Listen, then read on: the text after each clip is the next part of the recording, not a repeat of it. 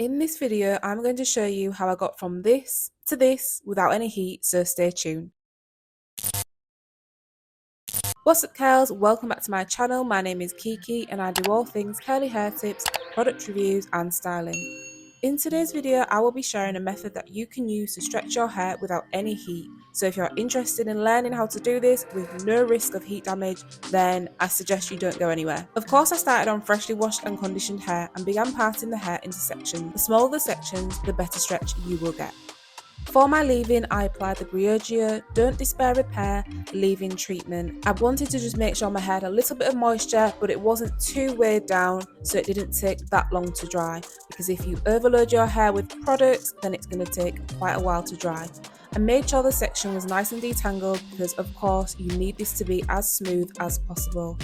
The style that we are going to be doing today involves using African hair threading technique. This technique is a method of styling that is highly popular in West Africa, and it promotes hair growth, and it is also a natural way of stretching your hair. African hair threading has been a part of the hair care routine for generations in sub-Saharan countries, and it consists of wrapping sectioned hair in black thread. This is what you see me doing today. This method stretches the hair without having to use any sort of heat or hair straightener, which makes it a perfect option for those of you who are interested in stretching your hair and not getting any damage whatsoever. Once I reached the end of the hair, I just wrapped it around a few more times and left it loose, and thankfully it actually didn't come out overnight.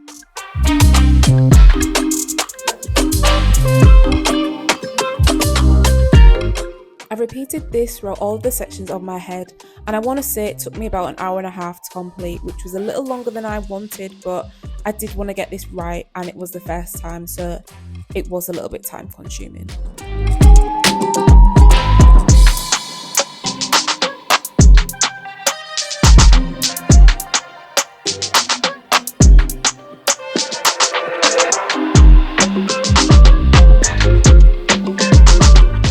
This is me with pretty much all of my hair complete, and I'm just finishing the last one. This is the final result of what it looks like so far.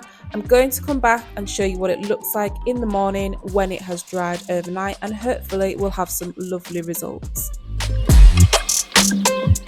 This was my hair the following morning. I did notice that some of the threads went a little bit curly. I think that was just my hair trying to revert back to its natural state, but the ones that I actually managed to wrap really tight with the threads close together did work out really well. If I was to do this again, I would definitely make sure all of the threads are much closer together, because it will definitely give you a lot more of a stretch and it will be a lot less puffy in the long run, and you'll see this as I unravel these all together and take them out.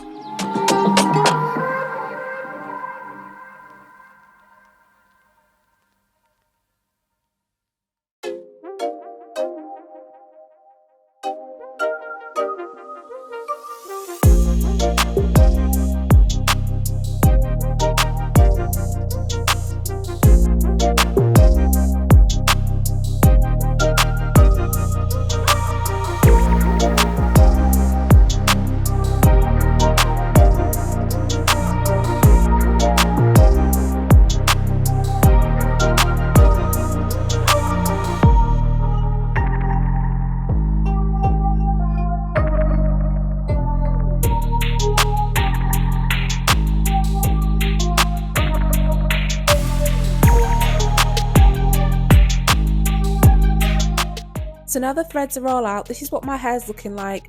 This is me just fresh out the threads, no detangling, no separating.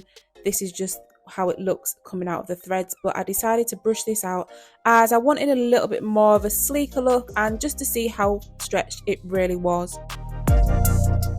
I did notice that one side was slightly puffier than the other, and this left side that I did first was definitely puffier than the other side, and I think it's because I was just getting the hang of the technique and I didn't obviously put the threads as close together as I did on the other side, so this is why the left side of my head does look a lot puffier.